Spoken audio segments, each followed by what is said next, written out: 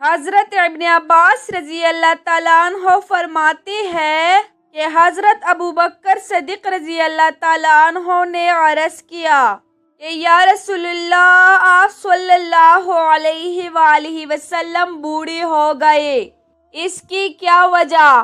حالانکہ آپ صلی اللہ علیہ وآلہ وسلم کا اقتدار اس کا مقتضی تھا کہ آپ صلی اللہ علیہ وآلہ وسلم جوان ہی رہتے، یا آپ صلی اللہ علیہ وآلہ وسلم کی عمر شریف کا مقتضی یہ تھا کہ آپ اس وقت تک جوان رہتے۔